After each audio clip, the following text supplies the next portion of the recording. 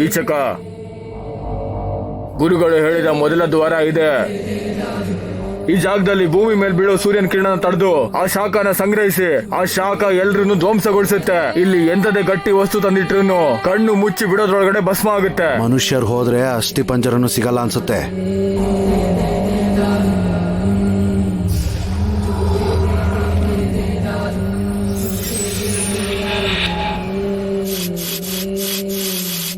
ಇದೇನು ಕಿಂಕರ, ಇದು ನೋಡೋದಕ್ಕೆ ಮಾಯಾ ದ್ವೀಪ ತರ ಇದೆ. ನಿಜವಾಗ್ಲೂ ಇದು ಮಾಯಾ ದ್ವೀಪನೇ.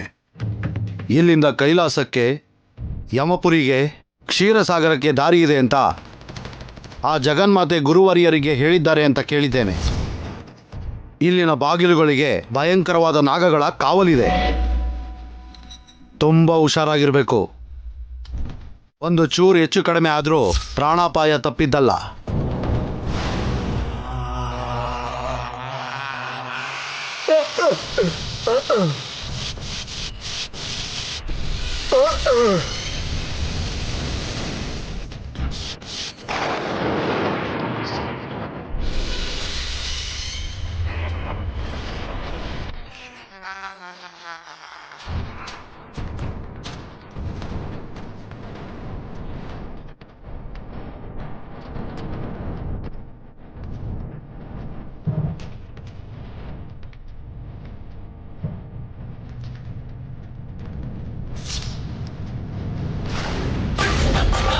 ಏನು ಎಷ್ಟೊತ್ತು ಕಿಂಕರ, ಹೋಗಿ ಮೊದಲನೇ ನೆಲಮಾಳಿಗೆ ತೆಗಿ.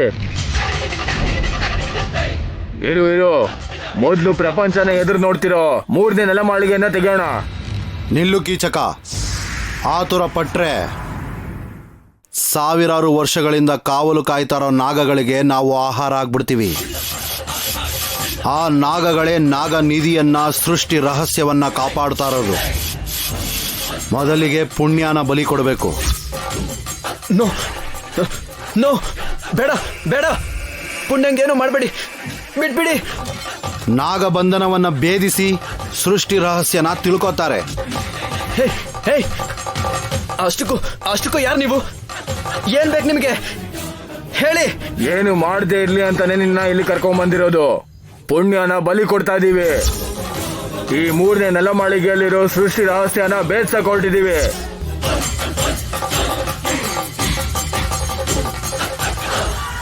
ಗುರುಗಳೇ, ನೀವು ಒಪ್ಪಿಸಿದಂತ ಕಾರ್ಯನ ಪೂರ್ತಿಗೊಳಿಸ್ತಾ ಇದೀವಿ. ಪುಣ್ಯ, ಬೇಡ ಬೇಡ, ಪುಣ್ಯ.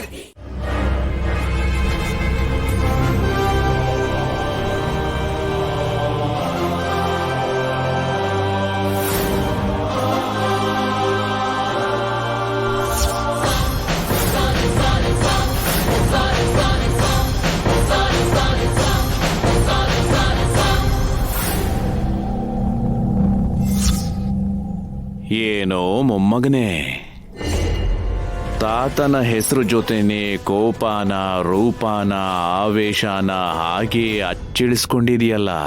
ಶಬಾಷ್. ತಾತನಿಗೆ ಪ್ರಣಾಮಗಳು.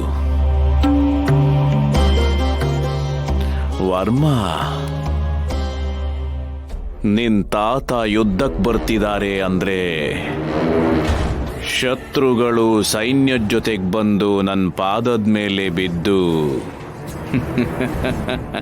ದಾಸರಾಗ್ತಿದ್ರು.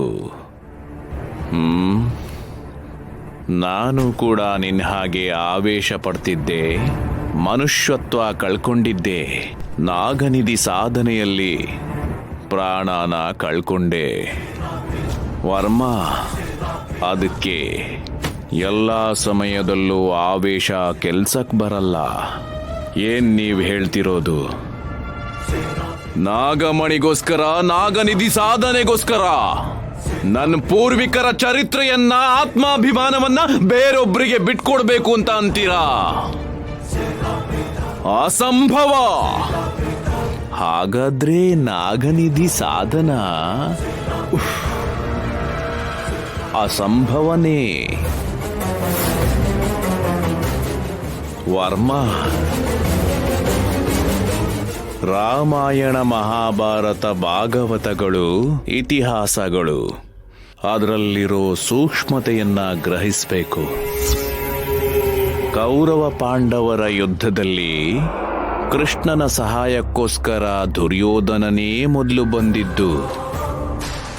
ಆದ್ರೆ ಅಹಂಕಾರದಿಂದ ಪಾದದತ್ರ ಕೂತ್ಕೊಳ್ಳೋದಿಕ್ಕೆ ನಿರಾಕರಿಸ್ತ. ಮತ್ತೆ ಬಂದ ಅರ್ಜುನ ಅಹಂಕಾರನ ಬಿಟ್ಟು ಸಂಸ್ಕಾರದಿಂದ ಪಾದಗಳಿಗೆ ನಮಸ್ಕರಿಸಿದ.